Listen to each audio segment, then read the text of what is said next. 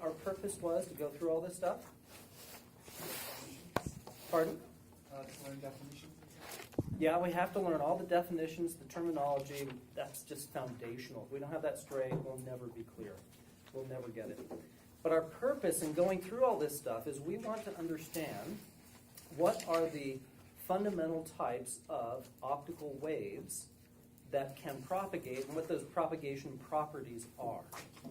That is fundamentally where we're going and why we're doing what we're doing. And remember, we're talking about things in terms of the electromagnetic model and in terms of the scalar model. So in each model, we're trying to figure out what are the fundamental types of waves that can propagate and what the properties of those waves are. So we started the electromagnetic model and went to the Maxwell equations, came up with a wave equation in the electric field. We know what to do with a wave equation. We said that we could have come up with a wave equation in any of the other field quantities. It really doesn't matter which one you do, but traditionally in optics, you deal with the electric field. And then we promptly said, okay, that was all well and good, very nice. Let's now move on to the scalar model. And the scalar model clearly applies to each Cartesian component of the electric field in the E&M model. So we said, okay, let's do scalar model.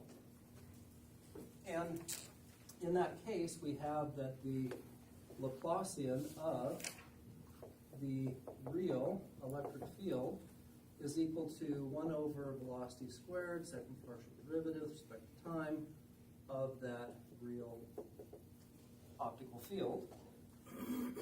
And then we said, hey, let's consider monochromatic waves. So in that case, all of the time dependence is going to be in a cosine, and the functional form for a monochromatic wave looks like this, where we have a spatially dependent amplitude and a spatially dependent phase. Yeah, colors? So remind me, the U is electric field in this case? No, it's optical field. Optical field. We don't know exactly what the relationship of this is to a component of the electric field. We just kind of hand waved. Okay. But we're going to get to probably the next lecture where we actually have a mathematical relationship between the two. Okay. Yeah, But we knew that was a scalar field, right? yes. So, and the optical field is a scalar field. And electromagnetic field is a vector field. Absolutely. And then you said it's a monochromatic field, or a Yes, monochromatic so wave. this is monochromatic. So we said this wave equation is true for monochromatic, polychromatic, whatever, any kind of optical field, valid optical field, has to be a solution of this. And in the case of a monochromatic field that is a solution of that, this is its functional form. Okay. And then we said, well, having a time dependence in a cosine is mathematically very inconvenient because it's just such a mess to deal with. And so it's a lot simpler if we define a complex representation where we write it as a complex amplitude times e to the j omega t. So this thing, our terminology is that this is a complex amplitude. So it's the complex amplitude of the complex field, and the real field we can write as the real part of this complex field. Okay, now notice the complex amplitude only depends on spatial coordinate, and comparing back over here, it's pretty obvious that if we went through a derivation, that complex amplitude would be the spatially dependent amplitude times e to the j phi of r. So that's the complex amplitude of that monochromatic field. Okay, and then we took this complex representation, plugged it into the wave equation, and what we found is that it became the Helmholtz equation where the Laplacian of the complex amplitude plus k squared times the complex amplitude is equal to 0.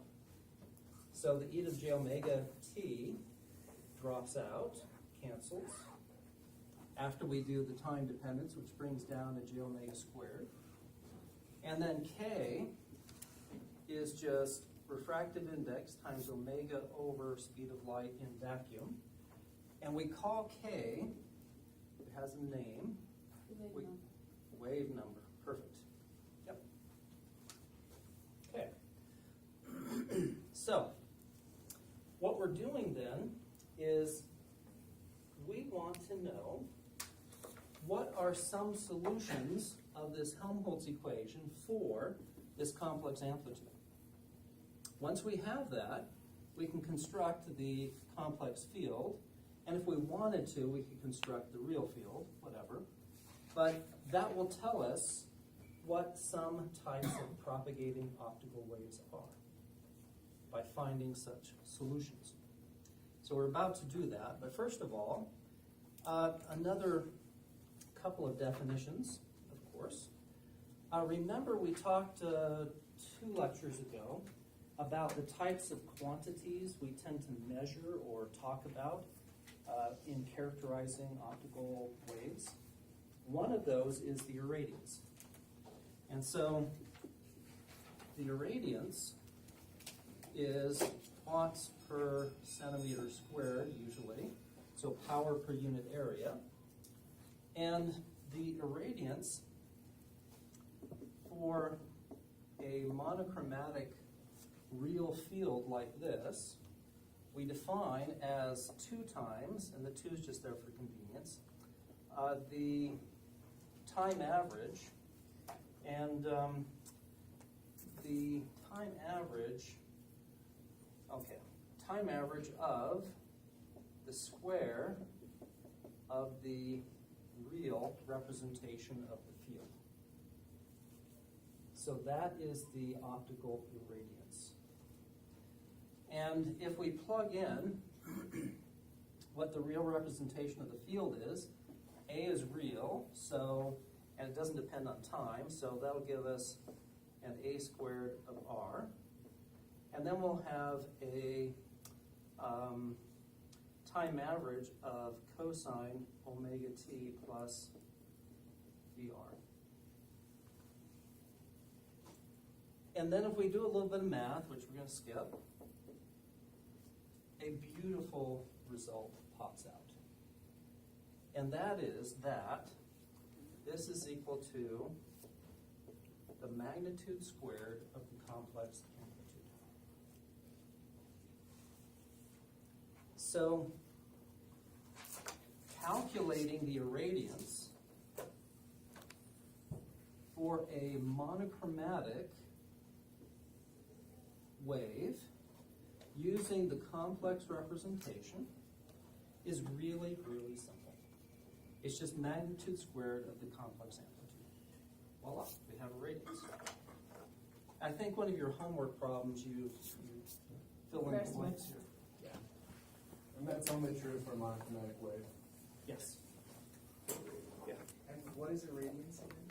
It's the power per unit area. And actually, I'm kind of shining one by you because I'm not defining it very carefully. And when we go back to the electromagnetic model, we're going to calculate the irradiance in the electromagnetic model, and there we're going to be very careful, and then we're going to come back to this definition and see what it really means. But I'm going to defer that. So, what are the units of the optical field? Is that Yeah. So this is what? watts per centimeter squared? So the complex amplitude has to have units of what? Same. So watts. Well, the square root of that. Yeah, let's go with that. So square root watts over centimeters. Yeah. We'll talk about that. Okay. Yeah, I think 1 or 2 lectures from now we'll go through that in detail. But what we're going to do eventually is connect the electromagnetic model back to this scalar model, and you'll see exactly what the relationship is. But yeah, they're not the units you would expect. Okay. So the point of this is, when you have to calculate the irradiance of a monochromatic wave, and you know the complex amplitude, it's essentially trivial. Magnitude squared of the complex amplitude. And in general, whenever you're dealing with optics, almost always you're calculating irradiances, because you want to know what the power distribution is in your system. And the irradiance is what tells you that. So that means you're always trying to figure out what is the complex amplitude if you're working in a scalar model. And to get irradiance, just magnitude squared. Easy. So when we do interference using the scalar model, we'll be doing this a lot to see how it works out. Okay, now one other definition, that is we need to define something called a wavefront. And we can define it in one of two different ways. If we're talking about the complex amplitude, well, the complex amplitude is A of R, E to the J, phi of R. And a wavefront is phi of R equal to a constant. So in other words, the surface for which this is true. That surface is called a wavefront. And usually the constant, what we do, is we choose a family of constants. 2 pi times, call it Q, where Q is an integer. So we have this set of surfaces defined by 2 pi times Q. And we'll make that visual shortly. Right now we're just saying what the definition is, even though we don't have any picture in our mind to understand what it means. On the other hand, so this is one way of looking at the wavefront. Another way of looking at the wavefront is in the context of the complex field itself. In that case, that complex field is A of R, E to the J, omega t plus phi of R. So that's just, where are we? This right here, with this substituted in, and the omega t and the phi of R just gathered together in a complex exponential. And so in that case, the wavefront is omega t plus phi of R equal to 2 pi times Q, with Q being an integer. So we talk about wavefronts in either case, really. And we'll see how that works. Okay, and you notice, just looking at these expressions for the complex amplitude and the complex field, we're just taking whatever's in the complex exponential and setting it equal to a constant, and looking at what surface does that relationship define. Okay, so just kind of hold that in your thoughts for a moment. It'll become clear shortly what that means. All right, so with all of that, we're now finally able to... Excuse me. Yeah. How should we define Q? It's just an integer. You know, so we could have a surface where Q is 1. We could have another surface where Q is 2, another surface Q is 3. So that's going to give us a whole set of surfaces, and we'll see what those mean in just a minute. Okay, so we're finally able now to look at elementary optical waves.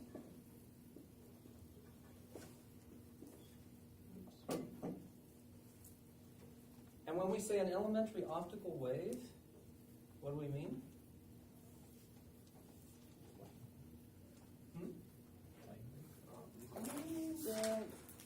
The properties that you told us, non-dispersive, linear, and other stuff?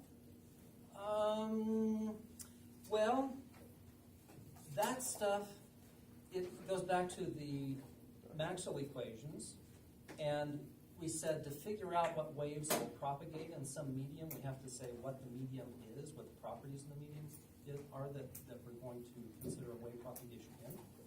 And in that we said dielectric, and then we said, well, gee, that knocks out all the material-dependent parameters in the Maxwell equations except for the electric polarization of the medium. And then we didn't have enough information to get a relationship between the electric polarization of the medium and the applied electric field. So then we said, well, it has to be linear, non-dispersive, isotropic, homogeneous. And once we set all those conditions, then we said, oh, in that case, the permittivity, or rather the polarization of the medium is going to be permittivity of free space times electric susceptibility times the electric field under all those conditions. And then we derived the wave equation, and then we left it behind and went to the scalar model. So evidently, the scalar model, the solutions we're talking about, we could say dielectric materials that are linear isotropic, non-dispersive, and homogeneous. Yeah, we could say that. Okay, but we're going to come full circle, and we'll see how it all connects together.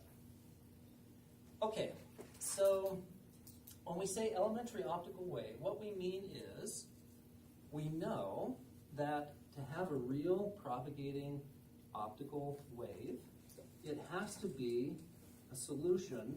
If we go to the complex representation, the complex amplitude has to be a solution of the Helmholtz equation.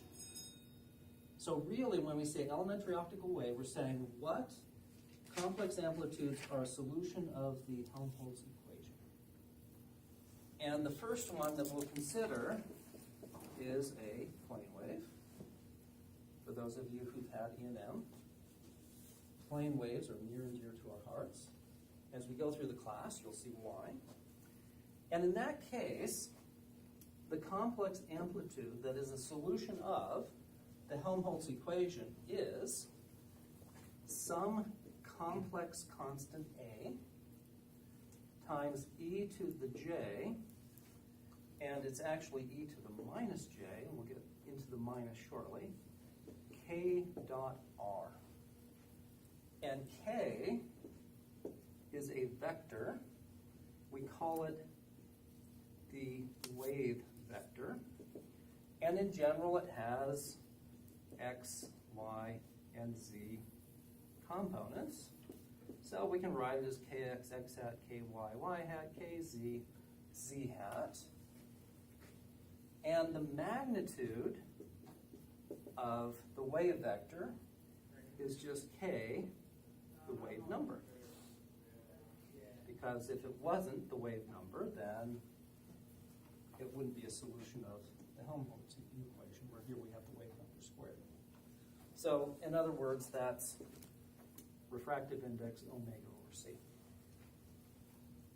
Okay, and the wave vector, if we take that wave vector and make a unit vector out of it, so it's just a unit vector pointing in some direction, the direction it points is the direction of propagation. So it is the direction that the wave is going. Okay, so this evidently, well, first of all, this thing, A, what did I say it was? A complex amplitude. So A has a magnitude and in general has a phase. Okay. And we'll get back to what those two things mean in just a minute. And then what's R? Position vector. So it's just x hat plus y hat plus z hat as always.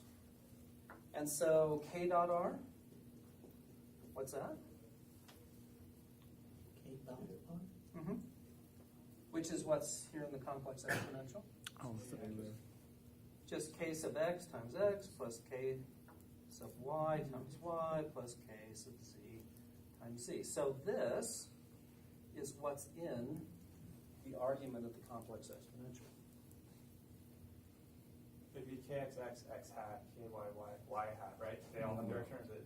Nope, because the x hat dotted into the x hat is gotcha. 1. Yep, I'm really glad you mentioned that.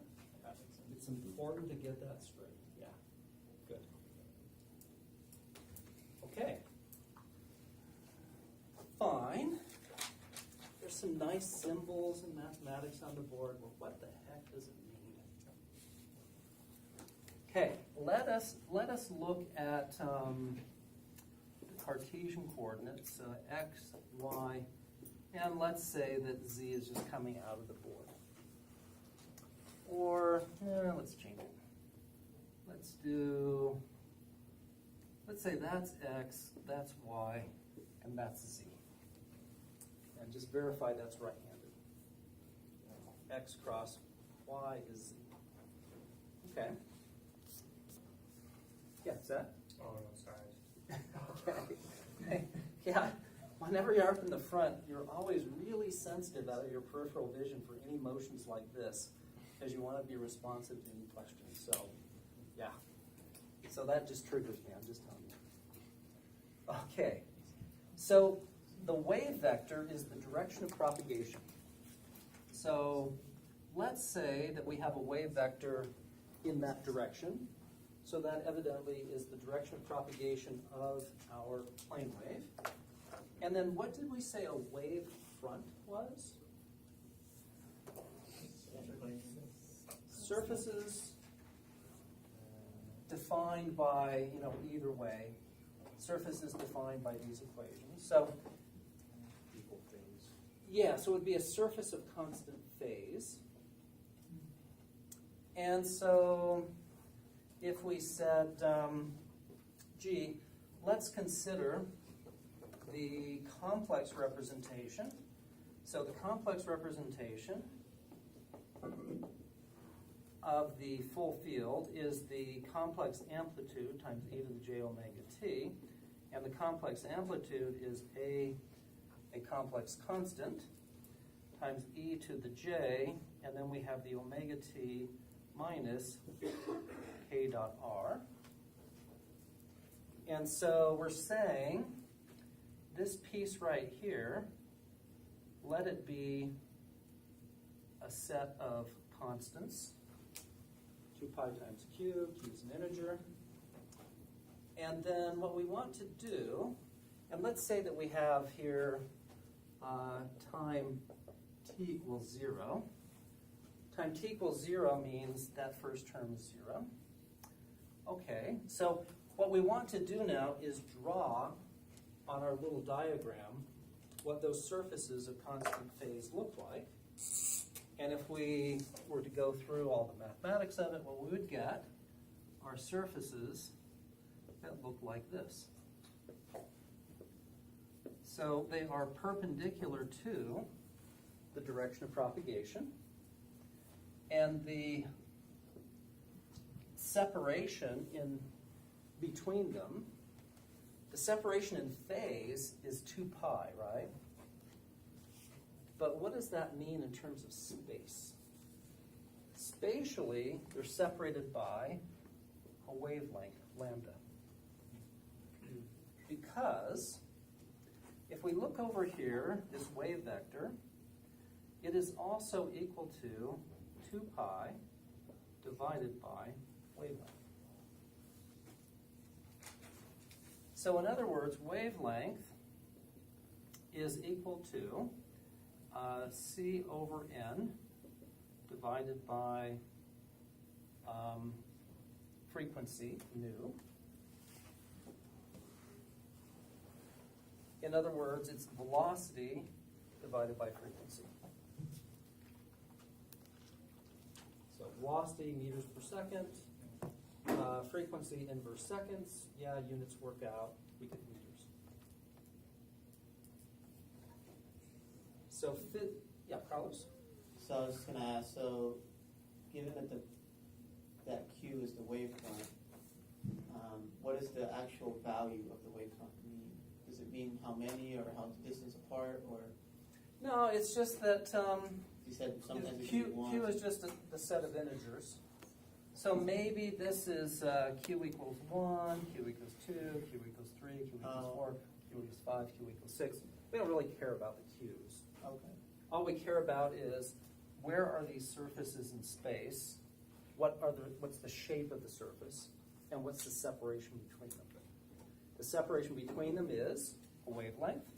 The shape is planar, hence the name plane wave. And then that about sums it up. Yeah, Matthew? So I'm a little lost on this, where we have the U of RT, we have like the UR, EJ omega T, right underneath the green writing right there. Uh-huh. So that exponent E, that's a J omega T, right? J omega T. Uh-huh. And then where does the T go when we go down to E to the J? So we Is that have the same omega T? T. So here we have e to the j, omega T, which is from here. And then from here, we have a minus j k dot r. Okay. So we got the minus sign and the k That dot makes r. sense. Yes. Mhm. Yep. Could you repeat that again? So this is the, in general, monochromatic complex representation of a wave. And for a plane wave, the complex amplitude has this specific functional form. So we have the A here, and then the E to the minus j k dot r. Here's the j, here's the minus k dot r. So we just consolidated it with the omega t up in this one complex explanation. Yeah. Can you remind us what the new symbol stood for? Frequency. So just frequency, not 1 over? Yeah, just frequency. Yeah. In hertz? In hertz. Yep. Exactly. Okay. All right. So, what is the irradiance of this wave? Absolute value squared of the complex amplitude. Magnitude squared of the complex amplitude. So, what is it? A squared. Or absolute value of A squared. Magnitude squared of A, which is A times the complex conjugate of A.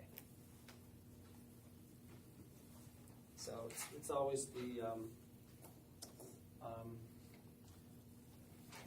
Hermitian conjugate magnitude. But the easy thing to remember is it's just, with whatever the complex constant is, then take that and multiply by its complex conjugate. And then, of course, here's the expression for that. Multiplying this by its complex conjugate, all that does is get rid of the phase term, and you're left with the magnitude squared of that. Okay. So notice, does this have any spatial dependence? Yes. No. No. No. No, it doesn't. It's a constant throughout space. So if I go right here, that's the irradiance. If I go over here, that's the irradiance. If I go over here, that's the irradiance. If I remove this constraint and let time just go, that's still the irradiance at every point in space. Yeah. It seems like that would be true for, because of the equation, that would be true for every type of wave, not just plane waves. We'll get there. It's not true for every type of wave. It's only true for plane wave. Okay. Yeah. Yeah. Mm-hmm. Yeah. Okay. All right, so our mental picture then of a plane wave, if we just take a snapshot in time, is boom, it's just a set of planar wavefronts separated by wavelength, constant irradiance throughout space. That's our mental picture of a plane wave, as just a snapshot in time. Now, if we let time start to run, then what happens? Cosines is in the other direction, like they're going to move in and out towards the first scale. So if we only think about the wavefronts themselves, what are they going to do? They just move towards the Yeah, they just propagate in the direction of propagation. What's their propagation velocity?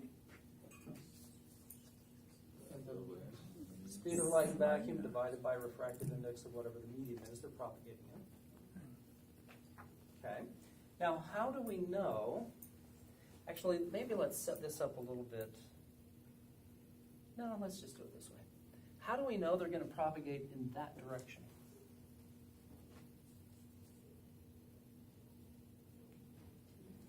Because we know what the wave vector is, maybe? Because we're not Let's say that we attach ourselves to this point on that wavefront. Then that wavefront is characterized by omega t minus k dot r equal to some constant times 2 pi. Call it, I don't know, q naught. Okay, so this is a constant, can't change. As I let time increase, what does r have to do in order for this to remain a constant? It also has to increase because there's a minus sign there. Yeah, that's fair. So therefore we know this point, this wavefront, is going to propagate in the direction of the wave vector. So you can always figure out, just from the mathematical expression, what the direction of propagation is. By just attaching yourself to a wavefront, which just means take this, set it equal to constant, let time increase. What does the spatial coordinate have to do in order to keep that constant? Then you always know what the direction of propagation is. Okay, so any questions? So we have a good mental model, mental picture of a plane wave. Okay, so you can see why, obviously, we call it a plane wave. Now, before we go on to the next solution of the Helmholtz equation, let me make a comment.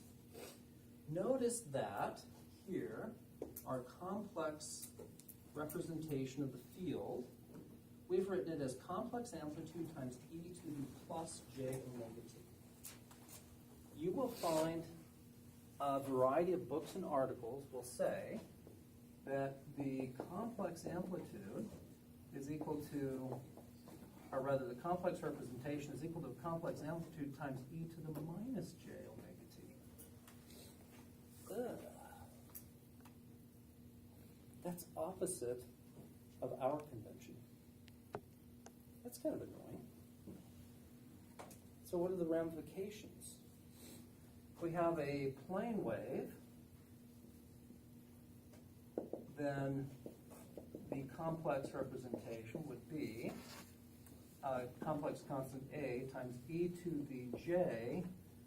It would be k dot r minus omega t. And notice for us, it's omega t minus k dot r. But with this, if I want to know the direction of propagation, I play this game, and I just swap those two terms, and nothing changes, right? I still get propagation in the positive direction, positive wave vector direction. If I go back to this, try to find the real field from the complex field, I'm just taking the real part. And notice when you take the real part of a complex exponential like this, you're just taking the cosine, right? That's what you get. And so you have cosine of k dot r minus omega t in this case, and cosine of omega t minus k dot r in that case. But cosine of theta is cosine of minus theta. No difference. So, the bottom line is, this is perfectly valid. Everything works out just fine. Everything works out exactly the same as using this convention. Same thing. Okay, so wouldn't it be nice if everyone in optics decided, let's just go with this one? Yeah, that would be nice, but it did not happen. And therefore, you are stuck with finding some papers, some books using that representation, other papers, other books using this. So what if you find a paper that has some really nice result and you want to use it, and you're very used to this convention because that's what we did in this class, but they did it in that convention. What do? Well, it turns out that it's really trivial to go between the two. So if you have some really nice result in this convention and you want it the other convention, everywhere you see a J, just flip the sign. And now you're in that convention. That's all there is to it. So it's very simple. So never let that bother you. If you need to go between the two, no big deal. Just flip all the J's, the signs, and now you're in this convention. You know, or if you really prefer that and you're working in this, well, just flip all the signs of the J's. And then you're in that. Okay, so just want to make sure that you're aware of that little issue because it's kind of an annoying issue. All right, now let's get back on track and look at another elementary optical wave, meaning another solution of the Helmholtz equation. And this is the case of spherical waves. And in that case, let's say we have a point source at the origin, then the complex amplitude will be equal to some complex constant A divided by R, distance from the origin, e to the minus j k times R. And so here, let's say this is x, y, and z is out of the plane of the board. So R is just the distance to some point. So the complex amplitude then is given by this expression. Clearly, the complex amplitude falls off as 1 over r. So the amplitude decreases as 1 over r. And if we, Question. yeah. Oh, so then the argument, like the r vector, would that just have to be just r? So we could write so if we look at this point, r equal to x hat plus y hat plus z hat, Okay. then magnitude of r is what we're calling r. Okay. Yeah. So it's still. Yeah, it's still related to wherever we got it, this guy over here. Oh. And that's constant, the magnitude is what we've got in this equation. Yes, exactly. Because the only thing that's important is the distance away from that point source. Okay, so if we then wanted to look at wavefronts, well, a wavefront, if we go to the full complex representation, that's just the complex amplitude times e to the j omega t. So plug in that complex amplitude there. We have a over r, e to the j omega t minus k times r. And so we want the wavefront, so we say omega t minus k times r has to be this set of constants, surfaces that are defined by that set of constants. And so in that case, what we end up with is just a bunch of spheres. So concentric spheres. And the separation between the spheres is just wavelength. And then if we let time increase, what does r have to do? Also increase. So that means these wavefronts are spreading out away from the origin where our point source is located. So a spherical wave is generated by a point source.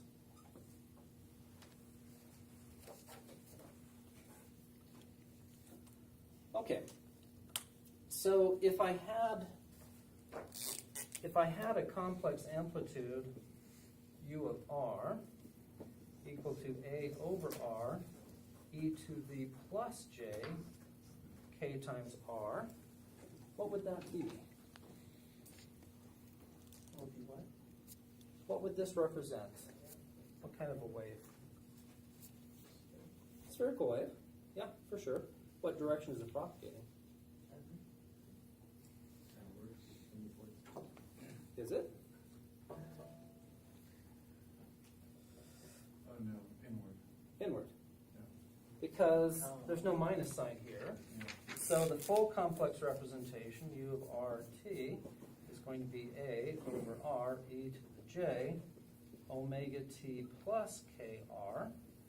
So omega T plus KR is equal to some family of constants. If we look at any given constant, for T as it increases, R has to decrease in order to keep that constant. So that's a converging spherical wave. It's converging towards a point. What kind of source did that? Oh, it's not, it's, yeah, there's no source there. That's going to become a sink. Well, actually, it's not going to be a sink. Yeah, as we'll see, normally you never get a full spherical wave converging to a point. You'll get part of a spherical wave converging to a point. And that's what happens when you have a lens and a collimated beam. Then the lens takes that collimated beam and focuses it down to a point at the focal point. So it's kind of, it's like you're taking a slice out of this, and you just have this part of the spherical wave focusing down to a point. Okay, so that's our second type of elementary solution. Now let's do our third type. Yeah. So is the irradiance of this one also the same with your radiance? Oh, thank you. I knew I was forgetting something. So what's the irradiance going to be? U Magnitude squared of the complex amplitude. There's the complex amplitude. So what is it? Over R squared.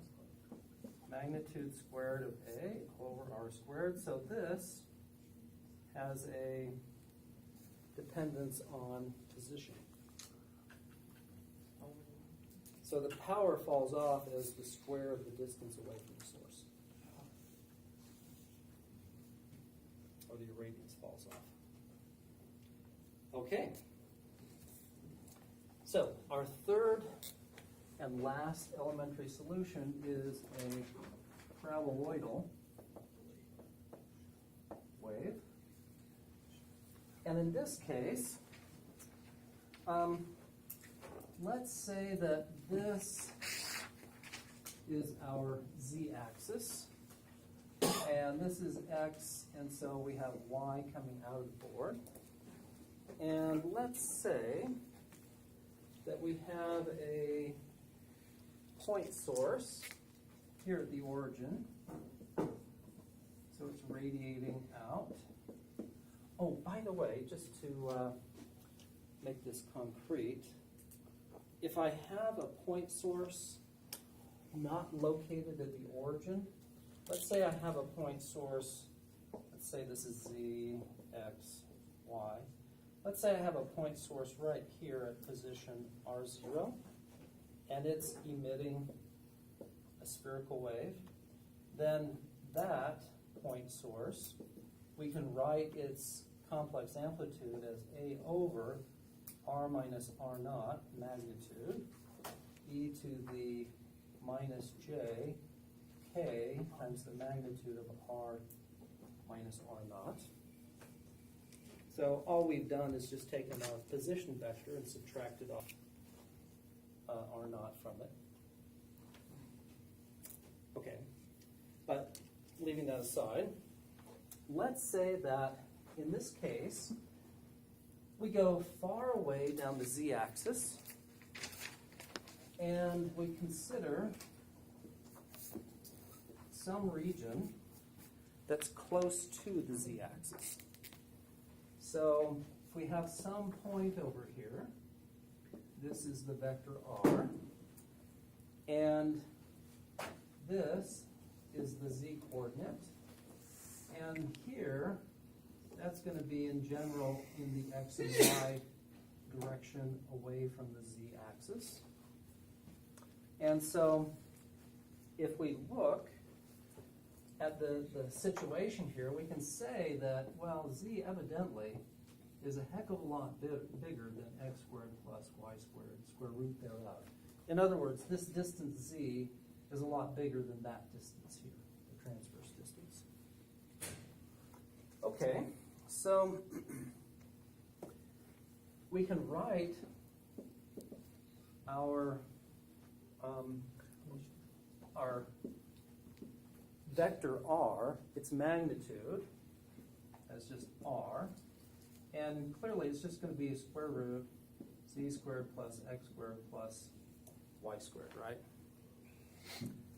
And yet we have this condition, so let's pull a z out. So we have square root 1 plus x squared plus y squared over z.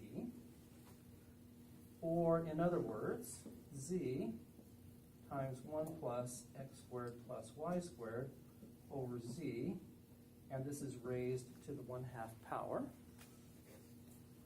And then we can do a Taylor series expansion and keep the first two terms. If we do that, we're left with z 1 plus x squared plus y squared over 2z. Because remember, if we have 1 plus, I don't know, alpha raised to the 1 over nth power, then if we do a Taylor series expansion, that's 1 plus alpha over 2 plus alpha over n, alpha squared over n squared plus etc. So we're just keeping the first two terms in the Taylor series expansion of that square root. Okay. All right. Now, this is a spherical wave. It's at the origin. So the complex amplitude is this, right? And we just saw that, hey, r, if we do the Taylor series expansion, keep the first two terms, is just this for this region over here close to the z-axis, far away from the origin. In fact, let's take this a little bit further.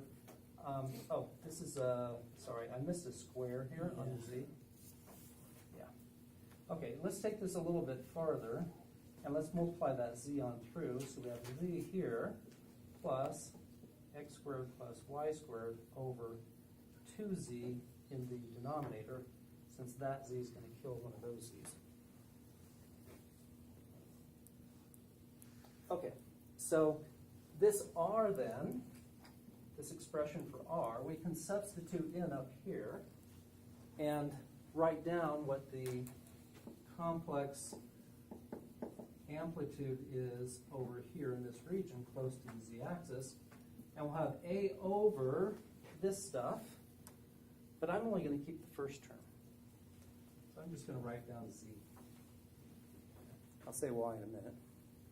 But then here I have e to the minus j k, and now I've got all this stuff here, so z plus x squared y squared over 2z. Okay? And let me just rewrite a little bit. A over z. Actually, let me rewrite it slightly differently. A, e to the minus j k z, and then 1 over z, e to the minus j k x squared plus y squared over 2z. And now let me put some parentheses in just to sort of make explicit how I'm breaking it up.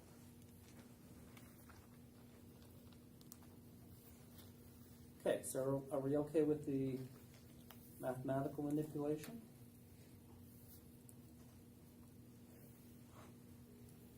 All right. So if we look at the piece in the first parentheses, what does that look like?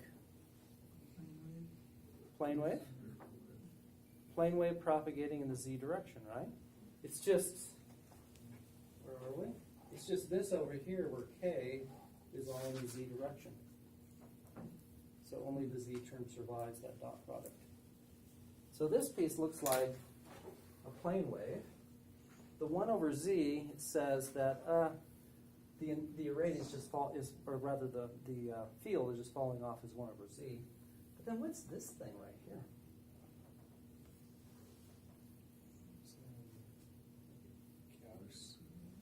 Yeah, what shape does that represent? Paraboloids. Represents paraboloids. So basically what we've got going on over here, these wavefronts look like a set of nested paraboloids. Therefore we call this a paraboloidal wave. And notice the conditions under which this is valid. We're far away from a point source, but in a very limited region of space. So our transverse direction, meaning the direction away from, or orthogonal to, the direction of propagation, is really small compared to how far we've already propagated from the source. So this is actually called the Fresnel approximation. So the Fresnel approximation deals with spherical waves that are far away from the source, and you have just a very tiny transverse region you care about the wave. Then you make a Fresnel approximation, which is really important in diffraction. And I wish we were doing diffraction. I'd show you what all the ramifications are. But okay, be that as it may, what would happen if I kept going even further away in the z-axis? What would happen to this term?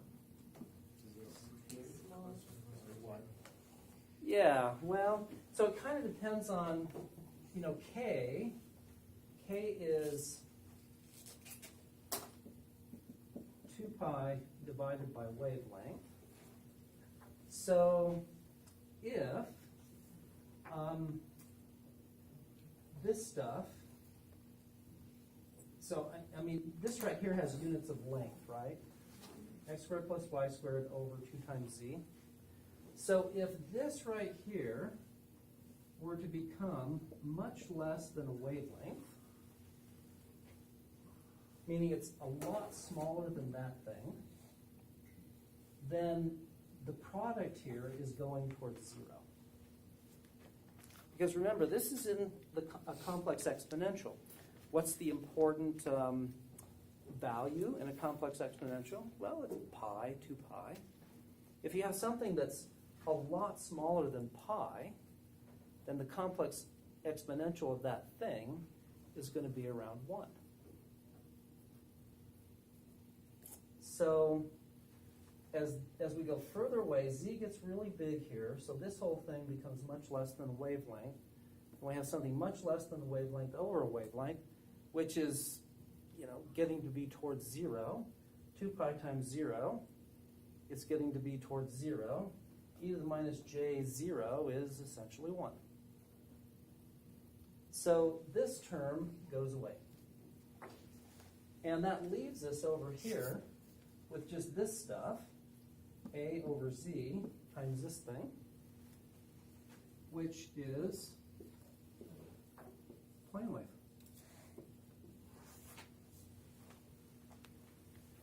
So evidently, it's really easy to make plane waves.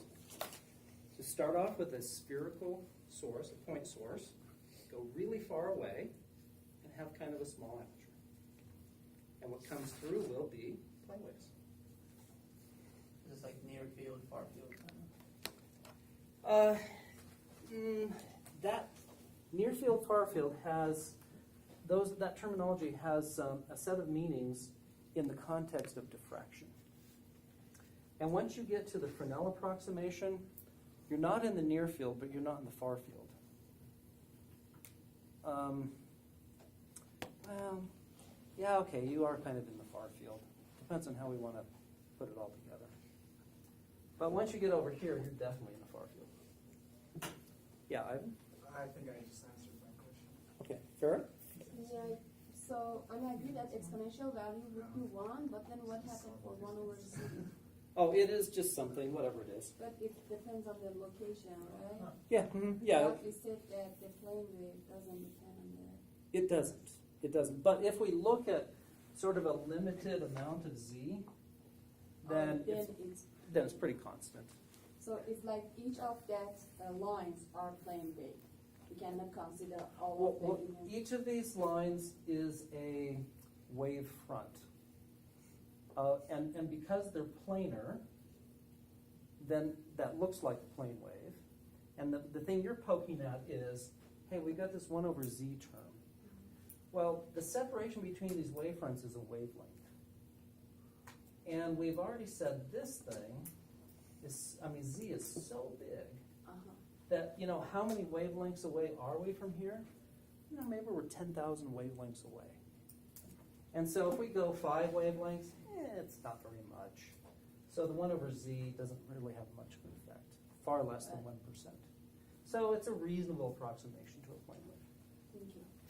Yeah, Ivan? I just wanted to confirm that I answered my own question.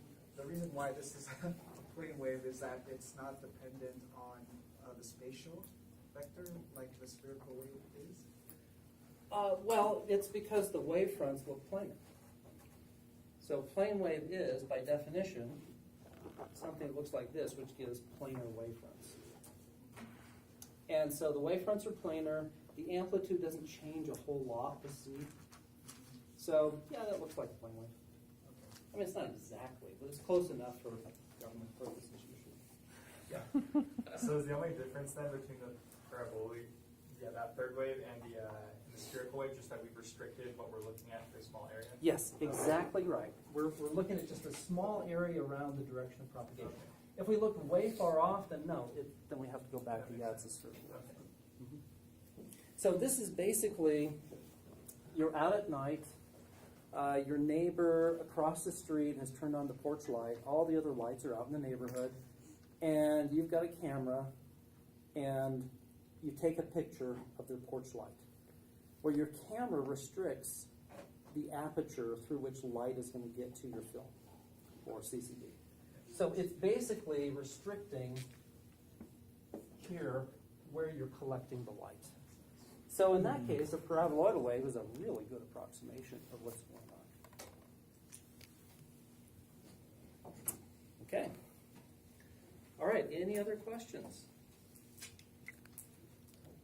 Okay, so what we've just done is said that for monochromatic scalar waves, complex representation, the complex amplitude is a solution of the Helmholtz equation, and this is a plane wave, solution of the Helmholtz equation. This is a spherical wave, solution of the Helmholtz equation, and this is a paraboloidal wave, solution of the Helmholtz equation. So those are 3 elementary waves. Okay, now you remember I said that when we get into all the electromagnetic model and the scalar model, if we can understand the simple situations, meaning simple materials, simple waves, then we're, 95 to 98% there of understanding everything. Because when you change from simple to more complicated, you have a foundation to go from, and it's not that hard to go from that foundation.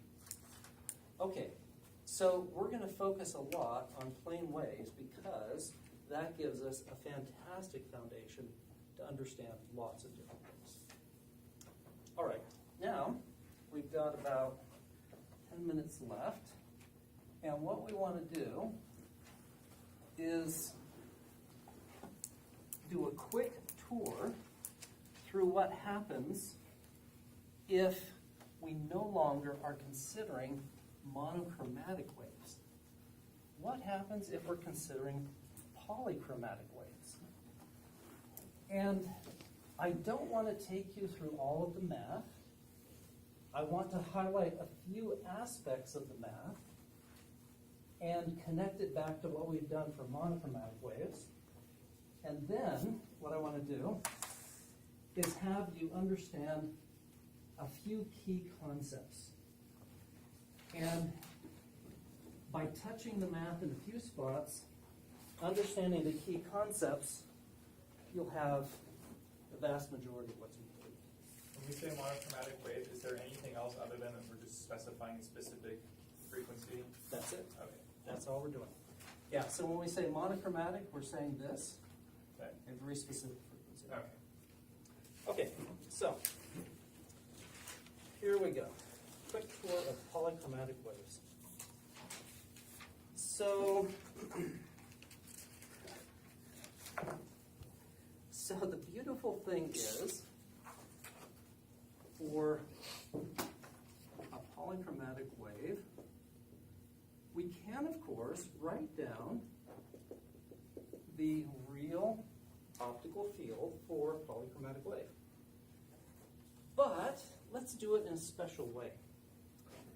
Let's write it down as the integral from minus infinity to plus infinity of u sub nu of r e to the j 2 pi nu t and d nu. So let's say that is our representation of a polychromatic wave. So you can see it has frequency components. In fact, we're integrating over a bunch of frequency components. And if we look at it, what does the integrand look like? Monochromatic wave. It's exactly that, isn't it? The complex representation of a monochromatic wave.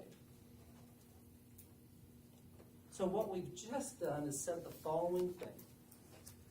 The math is saying, hey, let's consider a polychromatic wave to be a sum, and integration is essentially a sum, over a whole bunch of monochromatic waves of different frequency. That's a polychromatic wave. Okay? So our general approach for polychromatic waves is consider them to be a sum of monochromatic waves, or an integral of monochromatic waves. And if we need to do something with a polychromatic wave, break it up into its monochromatic components, deal with each monochromatic component, because we're going to know how to deal with monochromatic waves. And once we've dealt with each monochromatic component, add them all back up. And then we know what happened to the polychromatic wave. That's it.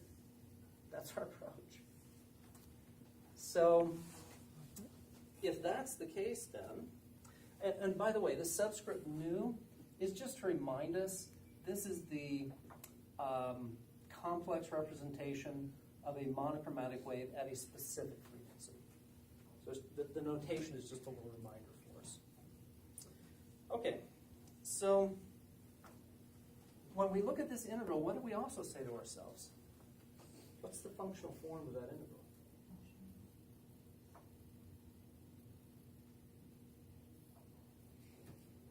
It's the type of transform we love the most. Fourier transform.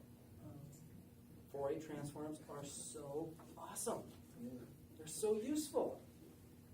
So, just looking at this, we can say, oh, gee, well, since that's a Fourier transform, that means I can calculate the complex amplitude of each monochromatic component of, if I know my polychromatic wave, by just doing an inverse Fourier transform. So if I just do an inverse Fourier transform of my polychromatic wave, then I will have all of the complex amplitudes, one at each frequency, that I need to represent that polychromatic wave. Okay, that's great. All right, now what we want to do is, this is the real optical field. Here is the complex amplitude for each monochromatic component of the real optical field. And here's the point where we skip a lot of math. So we skip a lot of math and we say, hey, the complex representation we're going to define as 2 times the integral from 0 to infinity of the monochromatic components of the polychromatic field. And here's where I do not want to take the time to go through why we're doing that. When we could, we're just going to spend a lot of time at it, and it's not going to be a very pleasant time. But if we make that definition, then the real optical field becomes just the real part of that complex optical field. Which is nice because that's the same way we deal with monochromatic waves, to go from the complex representation to the real representation. So it's nice we can just do the same process for polychromatic waves. Okay, so and then here is the final point that I want us to, no, 2 final points. One, let's define what we mean by quasi-monochromatic. So we say that a field is quasi-monochromatic if delta nu is much less than, say, nu naught. So here, let's define power spectral density.